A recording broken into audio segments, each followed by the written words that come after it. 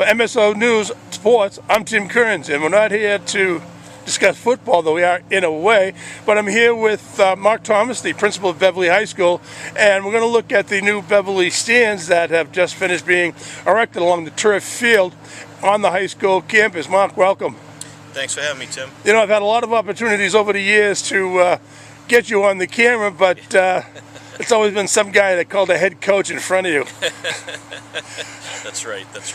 Yeah, no, we've known each other a long time, and nice to be talking to you again. Thank you. This is your 22nd year at Beverly, your second year now as principal. How's that been? It's been awesome. I've been here my entire career and absolutely love the school, the community, and it's been a great transition. Now, let's just talk about your time in Beverly. How'd you start and to where you ended up? Yeah, I started here as an adjustment counselor and did that for a number of years, and eventually transitioned into administration and as an assistant principal, and last year as the principal. And then obviously our relationship is through my time coaching. Better part of my first 20 years here, coaching football, wrestling, baseball, even softball at one time, so all over the place. What lessons have you learned through all that coaching, especially having the opportunity for work for guys like Dan Bauer, okay, who's now the superintendent of schools over in Danvers? What lessons have you learned through your coaching experience that come up and applied on your daily basis as principal? Oh, it comes into play every day when you're talking, interacting with people, trying to be fair and equitable to all groups, take into account different points of view while moving towards a certain goal. So it rolls over in everything I do. Okay, let's go to the field. We're now we're standing next to the turf field on the edge of the new stands. Yeah. The footprint has certainly changed here at Beverly High School over the last 10, 15 years. Yeah. From the old building to Going way back. to the new building, to the baseball field that has been fenced in. It's fenced around. Right. Now this turf field has another new turf. It has lights, and it has a section of stands. Is there any other improvements that intend to be made over the next few years? We're always looking to make improvements that are going to benefit all of our students, and this is just one step in that. This has been long overdue, and a lot of people came together with a lot of good work to make this happen, and we're fortunate that all of our teams and extracurriculars such as band, the marching band, they're going to benefit from this as well, and then our younger community groups, our youth sports. So we're excited to have something like this kind of change our landscape a little bit and extend our practice days so more people can utilize this beautiful field. But going forward, we're always kind of evaluating that, so there's nothing set in stone or anything like that, but we're always looking at what we can do to really make this a more welcoming environment for our community. Now, it certainly was probably in the back of everybody's mind to eventually put lights in, but what's the genesis of this particular project? Yeah, as I mentioned, athletics is certainly near and dear to my heart, and probably more than athletics is the community piece, and that's such a big deal to me, especially as the building principal and a resident of Beverly. But from that standpoint, trying to create an environment where our community can come together, celebrate our students, our school, all that goes on here. So that's really the core thought here, and it really started with a lot of communication with not only my superintendent, Dr. Chirocek, but Mayor Cahill, Mike Collins, the Public Works Director, and people really kind of having a common goal of making this happen.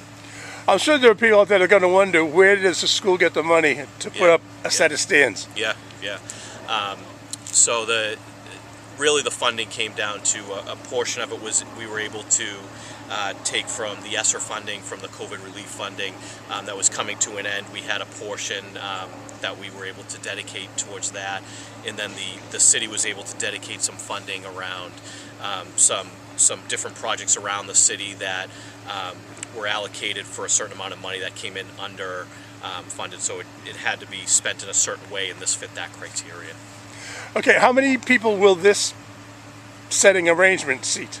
So the bleachers themselves will hold 950 is what it's rated for. Okay, is there potential for growth? Yeah.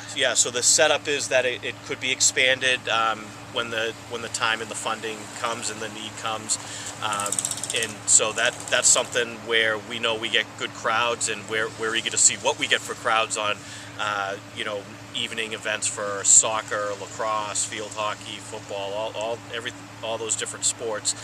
So we'll kind of have a learning process as we go through a couple games this fall with the tail end of the season.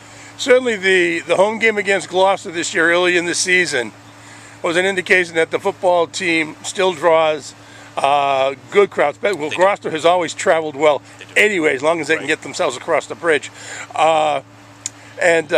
The stands were packed. People were along the fence, and the knoll was as full as I've seen it in the time that they've taken down the old stands. Yeah. So there are going to be days when there are crowds, and I'm just looking around going, where are those extra people going to stand? Because you're not going to be on the track.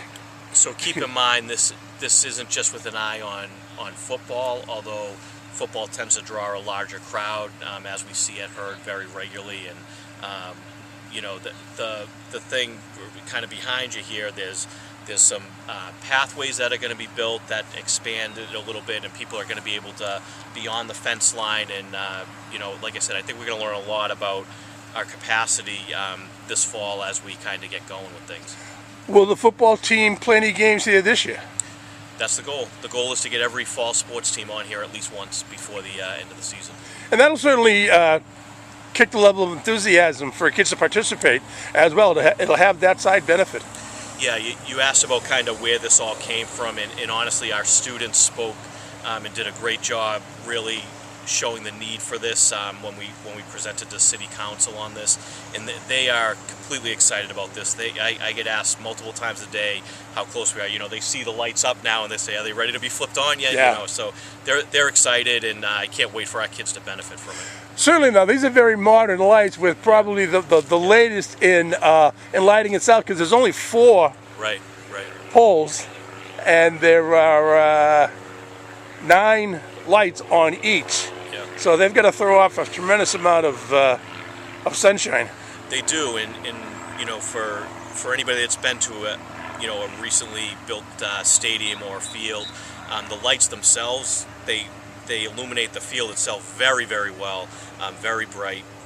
But then once you step a couple feet off of that field, it's darkness. So that's something that was important to us, to be good neighbors to the people on Herrick Street here, and keep our community happy. It's always a balance, and making sure that everybody works together here. I remember Bill Newell and I were broadcasting a game at PBD High School, and the far right corner, the kids ran into darkness, and Anthony Enderly ran into that corner, and around the 15-yard line, we lost him. We didn't know if he had scored a touchdown or not. It was so dark over there. Yeah, so I don't think we'll have that problem anymore, fortunately. So that's great. That's great. So, okay, Mike, I want to thank you for your time. It's a good-looking set of stands. Hopefully, it stays that way for a long time. The job that the city, the school committee, the school itself has done in upgrading the high school constantly has to be commended. It really does, because again, it's forward-looking, and again, that's the way it should be. So, thanks once again. Thank you, Tim. All right.